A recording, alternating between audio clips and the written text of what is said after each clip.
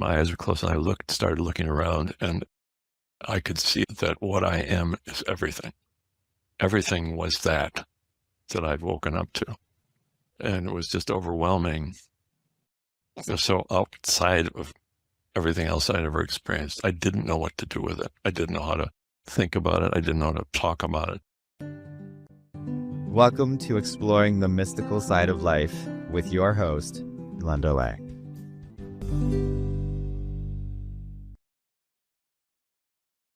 Hi, this is Linda Lang from ThoughtChange.com. We are exploring the mystical side of life once again this week. If you enjoy our conversations, remember to subscribe, share with a friend. Today we are talking mystical experiences. We have filmmaker Ron Meyer with us, as well as modern mystic John Stone. Welcome to you both. Great to be here. Thank you. I had some contemplations around death, but this whole thing started when Ron was doing a film on near-death experiences. And he asked me if I'd be interested in sitting in on some of the interviews.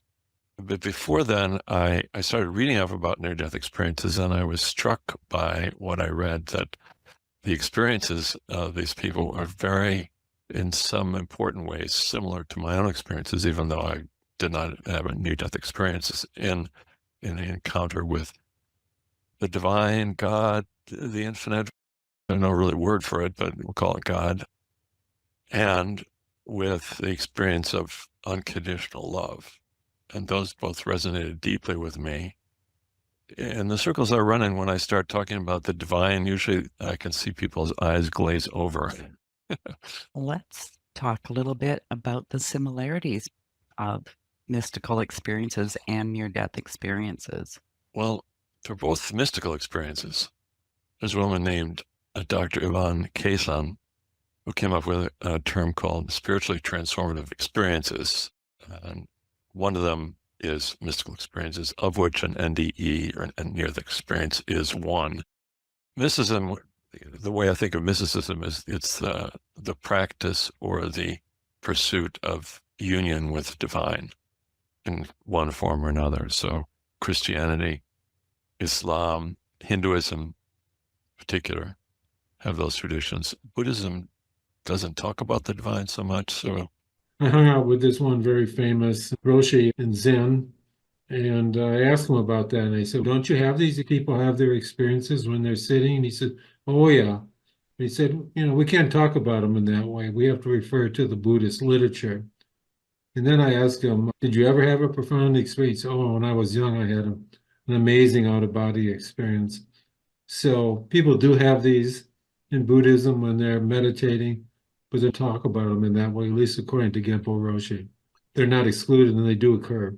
You can have an experience and no connection to any particular belief system. that's correct. And mystics are often the heretics. They don't toe the party line because they have a direct connection to God. I'd love to hear about your first experience, John. I was taking a retreat. It's called an Enlightenment Intensive. There are typically 4 questions. Who am I? Who am I? What am I? What is life? And what is another? But instead of contemplating on your own, you have a partner. So there are 4 sessions. In each 10-minute segment, each person goes through this process. So one person will say, tell me who you are. And the other person will receive the question, contemplate it, and then communicate whatever comes up as a result of the contemplation. If it's thoughts, feelings, whatever, get it across to the partner, go back to the contemplation. And the person who's given the request listens without judgment. That's the idea. And then at the end of 5 minutes, there's usually a gong, and then people switch partners, and the person who was communicating gives the command or the request, and the person who was listening is now contemplating.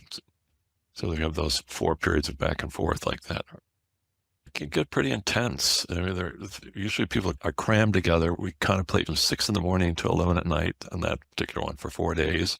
We're all sleeping in the same room. So it's really intense atmosphere, as you can imagine. And I had 2 experiences. One, I started out with, who am I? At first I was frustrated because, of course I know who I am. And then it suddenly dawned on me, I didn't know who I was. And I was so struck by that. I was 40-some years old at this point. How could I not know? How is this possible? Okay, so who am I? So I got really intrigued by the question. And then at some point I had this little, it's hard to describe this, I sort of went like this. And so I went up to the teacher and I said, I know who I am. And he said, who are you? And I said, I'm this. I sort of like this, I'm this. And he said, are you satisfied with the answer? And I said, yes. There was a little remainder there of, well, I don't really understand this thing, but it was enough. I definitely gotten enough. So then he changed the question to, what are you? And I contemplated that and I said, well, I'm this. Well, what's that? And on the evening, just before the meal of the fourth day, I broke through, and this huge rush of energy went up my body, and I started shaking, and I knew at that moment what I was, but I could never have said it. It's unsayable. It was as if I was reunited with someone I thought, someone dearly beloved that I thought had died. There was kind of the feeling of like this love and grief at the same time. So I've missed you kind of feeling so much, but also it's deep, deep love and deep recognition without knowing what I was recognizing. It's hard to describe. And then as I was shaking like this, my eyes were closed, and I started looking around, and I could see that what I am is everything. Everything was that I'd woken up to. And it was just overwhelming. So that was my first experience, and I didn't know what to do with it. It was so outside of everything else I'd ever experienced. I didn't know what to do with it. I didn't know how to think about it. I didn't know how to talk about it. But all I wanted to do was talk about it and think about it, because what was this? What is this thing I've discovered? So that's what got me started. You used to tell me about this. And I would say, yeah, that's good, John. Yeah. It's hard to understand. It's really experiential, right? It's not Yeah. something you can know without experiencing. No, the closest you can come without experiencing it, I think, is if you can find resonance in poetry, certain kinds of poetry, or at least for me, I'll break into tears because it's so beautiful. So any place where you experience, one experiences beauty is a good place to start. Nature, for example, sometimes. Nature, yes. People often have experiences. So briefly, that involves contemplating and question a moment of deep silence and respect and awe in nature will be close. And I think I would say too that those moments seem eternal. They are outside of time. Outside of time and space in the ordinary consensus way. Exactly. So, John, how did that change your life? Well, it started a long process. I just wanted to go back. It's a common error. I wanted that lovely intensity, and I wanted that clarity. So I went to more intensives, but on these intensives, a lot of people spent a lot of time talking about their stories. I didn't really want to talk about my story. I just wanted to go right for the gold, But at some point I realized I had to chew through that too, that was part of it. So that, trying to go right into bliss is usually called spiritual bypass. So you have to go through your junk. You have to look at it. You have to own it, look at it, recognize it for what it is, and then hopefully throw it away. This is also true of NDE experiencers. They're often depressed when they come back because, they were in this beautiful place and now they're not. So I found a similarity there as well. I went to more retreats, and over time, gradually, it opened up. Things got clearer for me, but it was a rocky road a lot of times. Two things happened. The day after the retreat, I went to a boxing camp, which was conducted by the leader of the retreat was a martial artist named Peter Ralston. And when I first got on the mat, I said, why am I doing this? I'd lost total interest in it. I was just, why am I doing this? Eventually I realized that I was doing Aikido out of ego-based needs. So I don't do Aikido anymore. But at the same time, my abilities began to expand in new ways. I could see things I couldn't see before. So I had access to these things, a way of experiencing the world and other people and interactions that I hadn't had before. That kind of started opening up. And that had also been true of Peter Ralston, that he had an intense series of awakenings, and that helped his ability grow. So that was one of the interesting side effects. And yet it's something so many spiritual seekers chase. Chase what? Chase those enlightenment experiences, let's say. Yes. Yeah. In this realm. Now, Ron, you've had some interesting experiences too. You talk about the dark light sometimes. Can you share that experience with us? So there's two. I'll give you the first one that was really transformative for me. I'm a filmmaker, and we had been hired through a really weird combination of circumstances, I live in Boulder, which is one of the centers of Tibetan Buddhism, and has been, since the 70s, when Trungpa Rinpoche came here. And we got to be like the first film crew to go to China in 1988. And our goal was to follow a string quartet as we traveled all through China and then ending up in Tibet. And I got a documentary series out of it. It was also quite interesting for me. I had just started Aikido at that time, so I was beginning a spiritual path. And we were at this sacred site where a Taoist temple existed. And you had to walk up many steps, I guess Mao had done it. But that night I had a dream in which is reported by many NDEers that they enter what this called the room of all knowledge. I knew everything, all answers, it was all there. And there was a presenter associated with it, a man. And like people who have NDEs, when I woke up, I had this moment of, oh, wow, I get it. And then it all just faded away. And eventually, this was, in the middle of China. We ended up going to, our last stop was Tibet. We were in Chengdu. I came down for breakfast, and they said, well, there's another American here. Would you like to have breakfast with him? I said, sure. It was Jimmy Carter. He was the president of the United States. I don't know if you remember him as a Canadian. Oh, I do. Okay, so that helped in some ways. So we flew together to Lhasa, which is the capital, and we were able to finagle, with the help of Jimmy a little bit, get into the most sacred place. And in Tibet. Yeah. And we went into the temple, and there waiting for me was the man who presented the room of knowledge. He was the leader of the Jokan, and that blew me away. And he took me aside immediately because he recognized me. And we went and looked at some specific shrines, and then he said I was a Lama too, which, was kind of nice. He said, you have to save Tibet. I was like, holy, how can I do that? But actually, I knew how to do it previously. So in some ways, ever since then, I've been trying to go back to that world of all knowledge and know the truth that I once knew.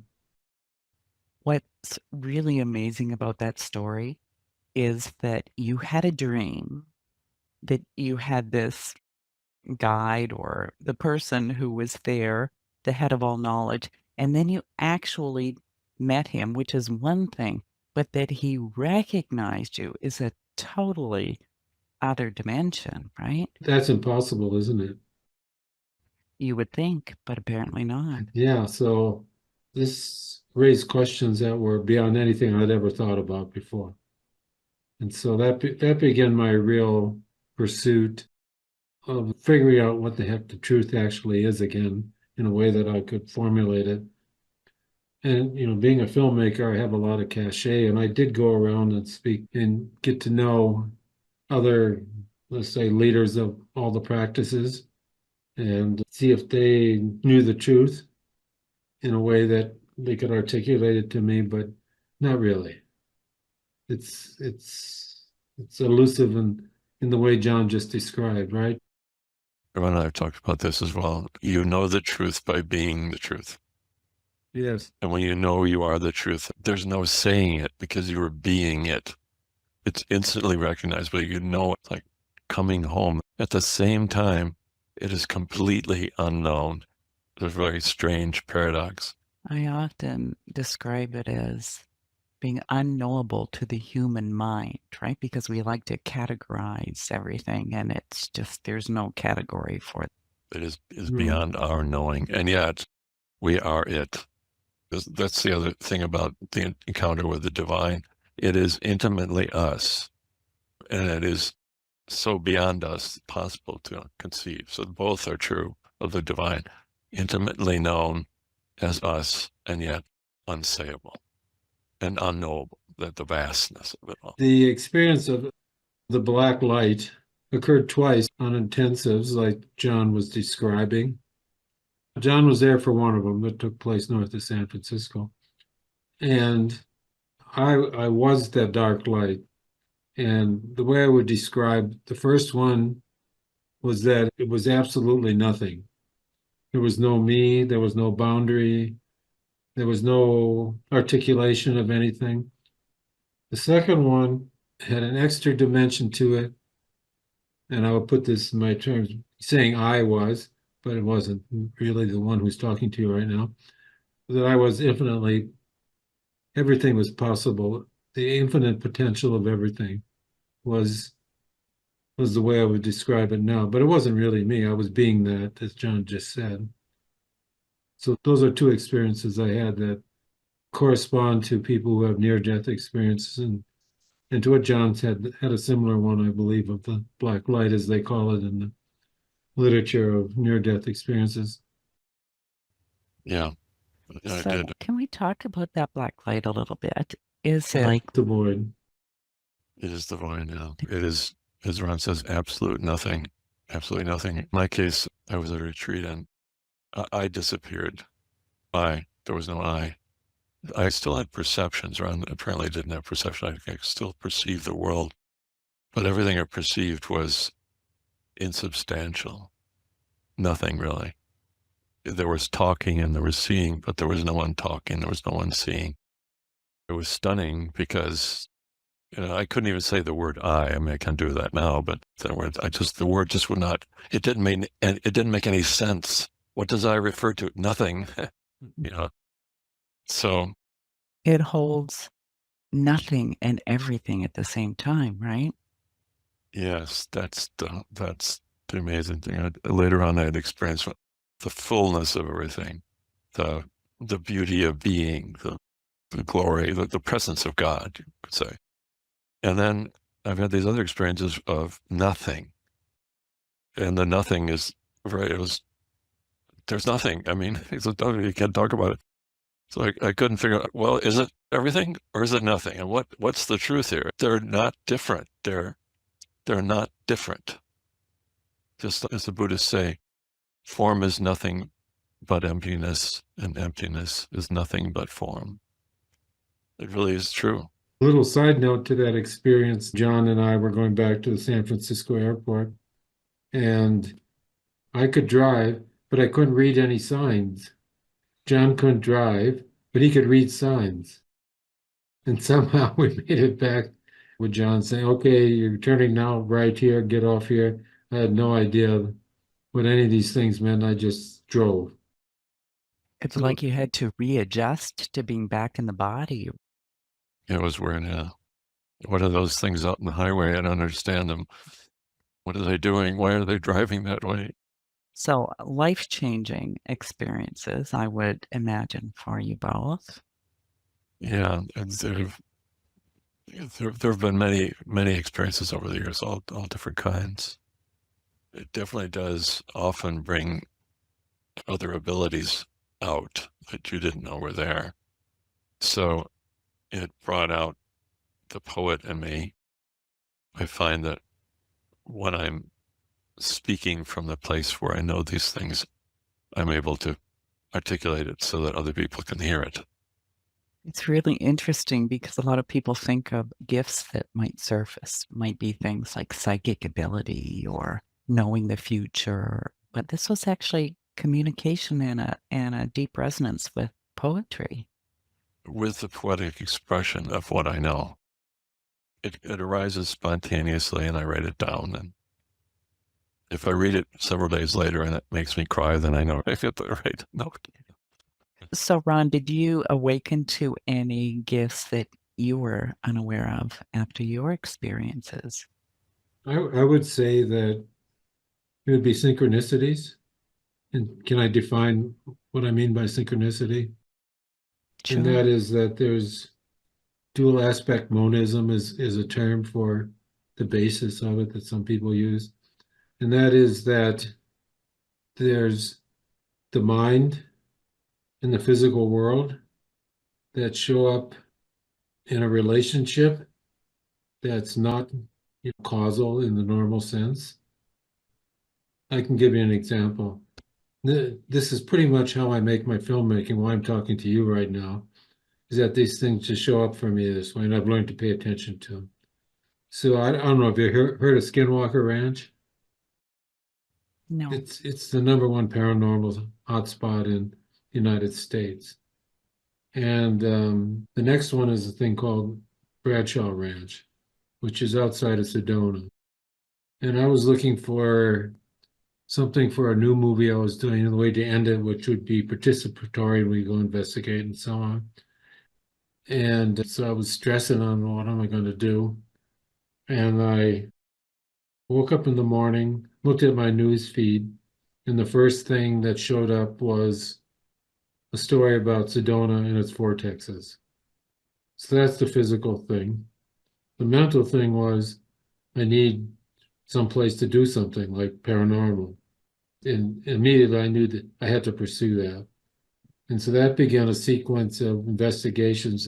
That's how I learned about Bradshaw Ranch.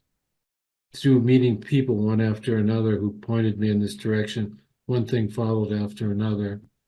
And I did make the investigation at Bradshaw Ranch where we found a portal, interacted with an alien being, and other things.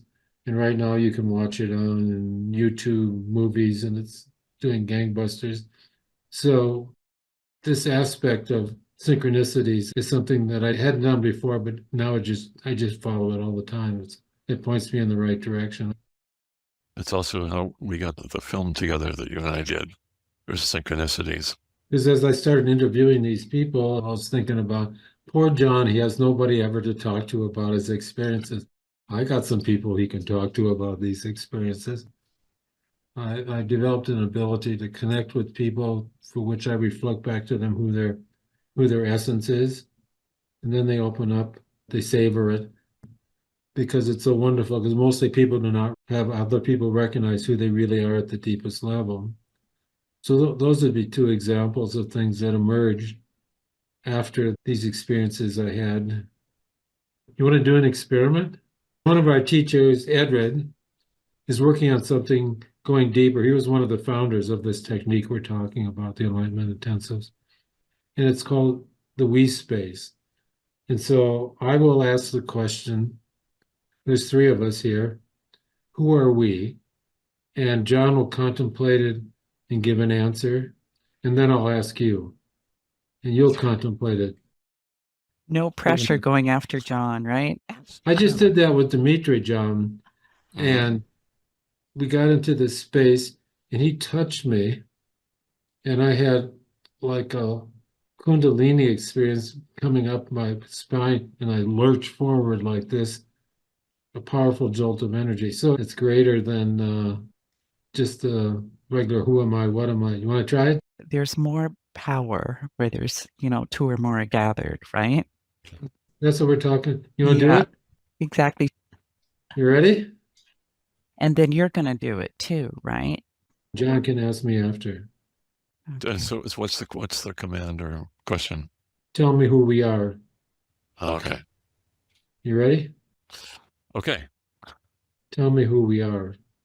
Oh, by the way, I'll say thank you when he's done. Tell me who we are.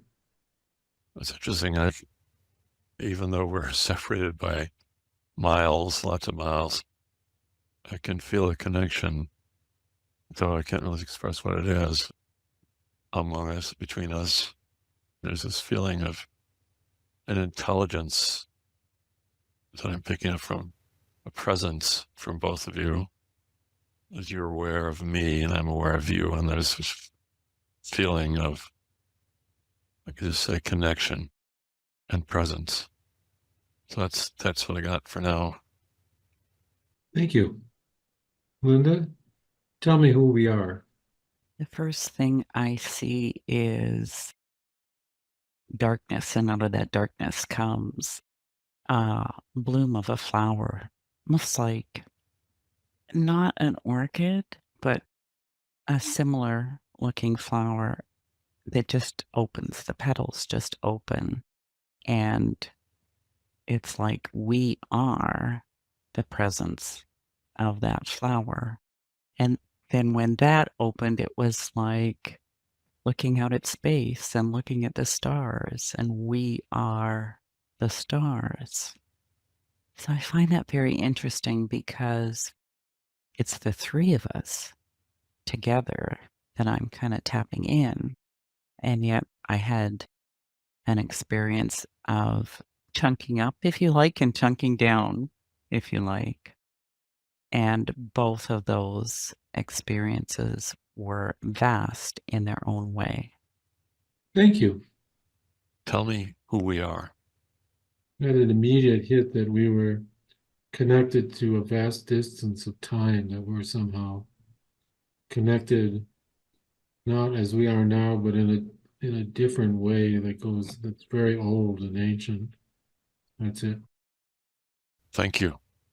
You know, it's really interesting because just this little experience or experiment that we just did really opens the energy up.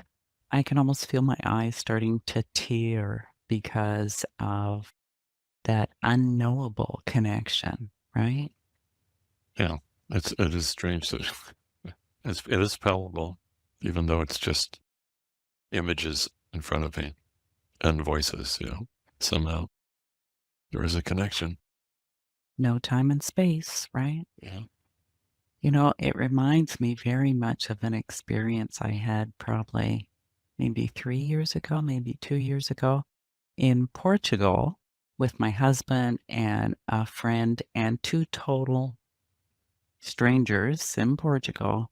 And we had this moment, this eternal moment where we just connected with such appreciation for life. It was completely silent in that moment, and yet each one of us had it.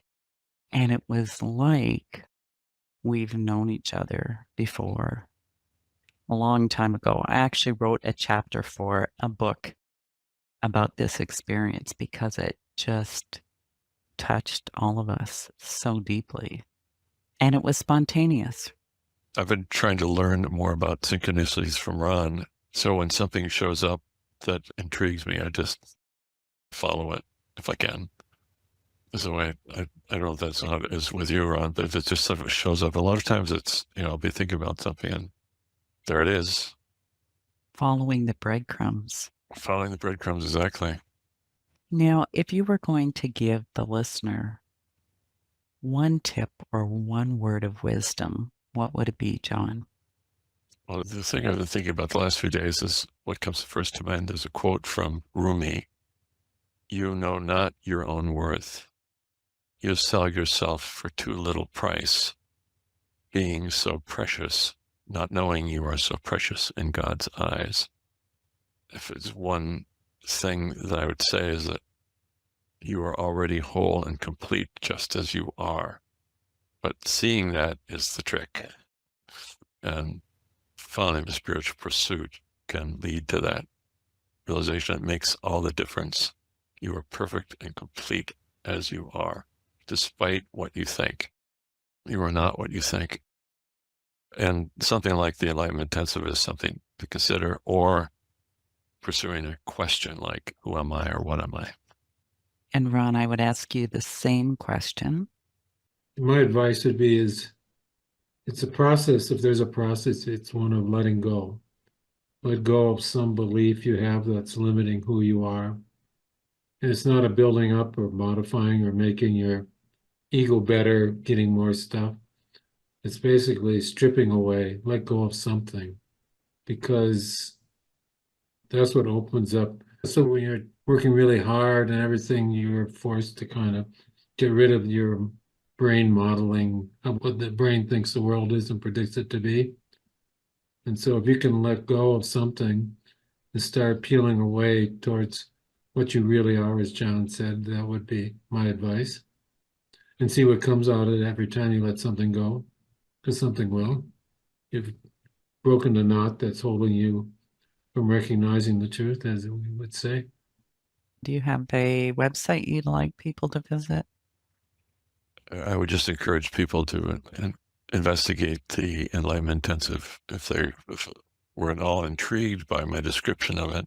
It is intense, it is challenging, but it is deeply rewarding. And they are given all over the country, all over the world, in Canada, Vancouver in particular, but also in Ottawa, Toronto area. There's a website called Sandoth, SANDOTH.com. It's kind of a primitive site, but it's a site that has links to other sites dealing with near Enlightenment Intensives. The other thing I'd say, Ron and I have talked about this before, if any of the listeners have had any experiences similar to the ones that we've been talking about, or even anomalous experiences like seeing a ghost or a psychic experience, and you haven't talked about it because you're afraid people wouldn't listen, I would urge you to find a way of communicating this and looking into it. It can often be a significant doorway into something new and wonderful. A lot of people have. This is one of the things that the NDEers early on, they couldn't talk about it, and when they finally were able to, it really helped them a lot. People who have Bigfoot experiences or the typical UAP experiences, the human's always involved in these in some way. You could think of it as kind of a communication and awakening up, because you have to let go of something of your normal worldview, which says this is not possible. And it goes back to the letting go process. And the same would be for psi phenomena. I know for myself, whenever I've had one of these mystical experiences, they're more real than human 3D life, and they're life-changing for sure. It's a common experience in intensives that people will have an experience and then they'll start talking about it. But if they can start talking from it, then it starts opening up. So even if you've ever had something and you can find someone who can listen to it and you can talk from the place that you experienced, it will open up. Sit with your pen and paper. Yeah, that's another way. Yes, exactly. The perfect listening partner is a piece of paper a lot of times. Exactly. It's been a real joy to have you both with me today. Thank you for being my guest. Thanks for having us on, Linda. Thank you for inviting us.